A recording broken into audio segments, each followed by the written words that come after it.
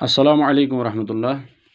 Dear students of class 8th, yesterday, as you know, we have discussed public facilities. Regarding that, there are some questions at the end of this lesson chapter.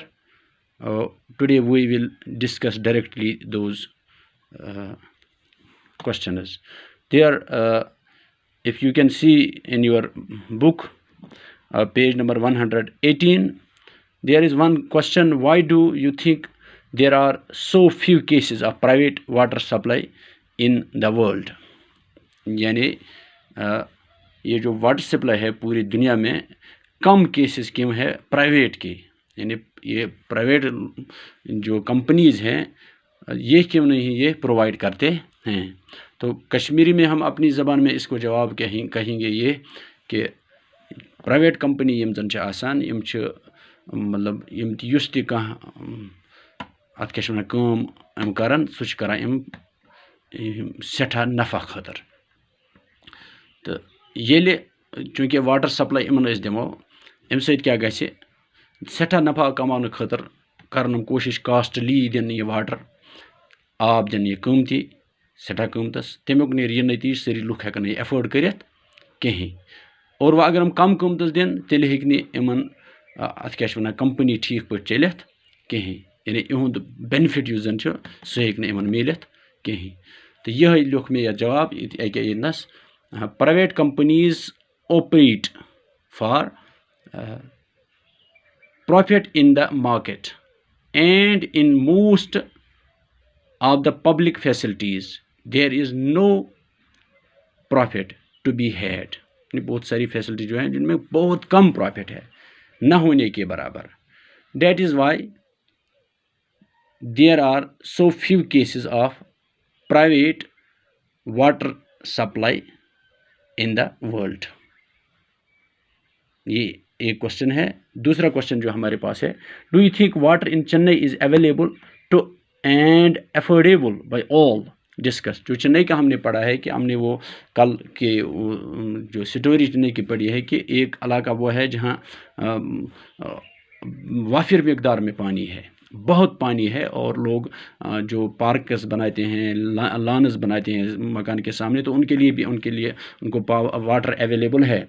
लेकिन एक इलाका वो है कि जहाँ पर line लगानी पड़ती है और उनको बड़ी मुश्किल से 1-2 बकेट मिलते हैं, वो 2 दिन के बाद वहाँ पानी आता है। और एक इलाका वो है जहाँ पानी की शार्टेज है लेकिन लोग दूसरे तरीक़ों से ख़रीदते हैं। इसका मतलब है ये वाटर जो है ये इक्वली अवेलेबल हर जगह नहीं है और अफोर्डेबल भी नहीं है। जो बड़े मतलब लोग हैं, जो अपर क्लासेस हैं, वो ख़रीदते हैं, फिर ड्रिंकिंग वाटर भी ख़रीदते हैं और यूज़ के लिए भी पानी ख़रीदते हैं। लेकिन जो पुअर क्लास है वो उनके लिए मुश्किलात है। तो इसके लिए हमने जो आपके लिए जवाब लिखा है, know the water in Chennai is not available to and affordable by all. Municipal supply meets only about half the needs of people in the city. The burden of shortfalls mostly on the poor, as the middle class and upper class are able to cope the shortage through a variety of private means, such that digging bore wells, buying water from tankers and using bottled water for drinking। तो वो मुख्तलिफ चीज़ों से इसको हासिल कर सकते हैं। इसके बाद अगला क्वेश्चन जो है, question number 3, how is the sale of water by farmers to water dealers in Chennai affecting the local people? Do you think local people can object to such exploitation of groundwater? Can the government do anything in this regard?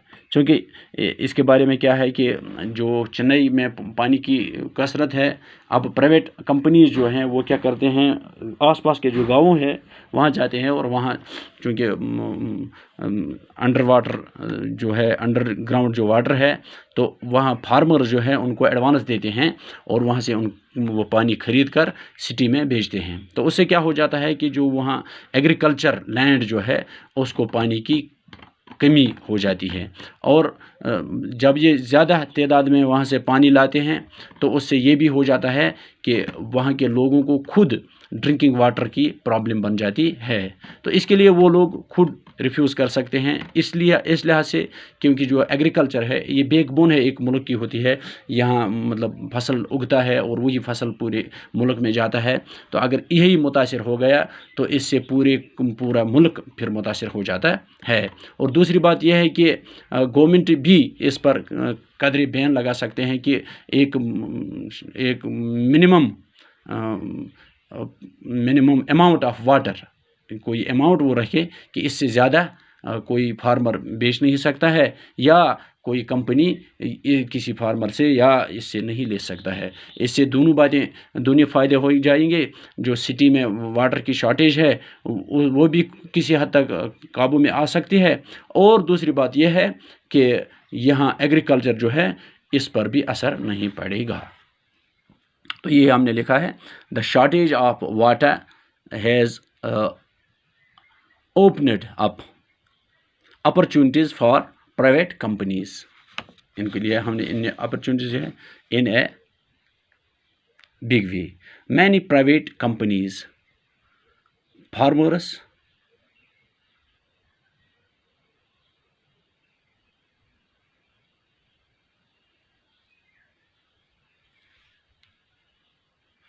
Private companies पे farmers advance for, ये पे यहाँ लिखना है। Many companies pay farmers advance for the rights to exploit water sources on their land. तो फिर क्या होता है, the water is bought, यहाँ आप लिखो sold, the water is sold in city, whereas it create a deficit for agriculture purpose and shortage of drinking water supply in the villagers. The farmers can object to such exploitation as agriculture is backbone of a country and the government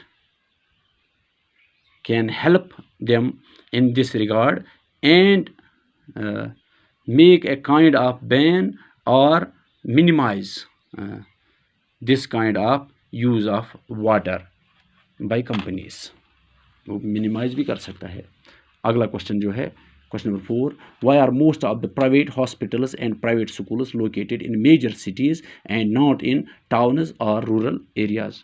अक्सर जो है ये private schools और hospitals जो हैं ये ज़्यादा ये बड़ी इन सिटियों में क्यों है और गाँव में और छोटे छोटे टाउन में क्यों नहीं है? क्योंकि देखो ये जो प्राइवेट स्कूल्स हैं ये ओनर्स इनके होते हैं और हस्पताल्स के प्राइवेट हॉस्पिटल्स के जो ओनर्स होते हैं इनका मकसद होता है ज़्यादा से ज़्यादा पैसे कमाना, और ये चीज़ें गाँव में लोग उस अंदाज से मतलब गरीब होते हैं और दरमियानी तबके के होते हैं और ये चीज़ें यहाँ इनको अवेलेबल नहीं होती हैं। और सिटीज़ में लोग बड़े लोग होते हैं, अमीर लोग होते हैं, अपर क्लास होता है और मिडिल क्लास में भी होता है, तो ये चीज़ें उनको वहाँ मिलती हैं, यानी अपनी जो ये सर्विस देते हैं वो सर्विस के बदले जो वो लेते हैं तो वो ज़्यादा होता है, और आम लोग इसको बर्दाश्त नहीं अफोर्ड नहीं कर सकते हैं। तो सिटीज़ में इनके अवेलेबिलिटी होती है इन लोगों की और ये सिटीज़ में इनका ये काम चलता है। इसलिए most of the private schools and hospitals are located in cities rather than in towns or villages because sole motive is maximum profit. The services they offer are affordable only by the affluent जो होते हैं developers, जो अमीर लोग होते हैं in the cities, वही ये अफोर्ड कर सकते हैं। तो लिहाजा ये लोग इसको, तो ये आज के क्वेश्चंस थे। आप इनको लिखें अपनी किताब पर, कापी पर, और फिर इनको याद भी करना है और इनको पढ़ना भी है और समझना भी है।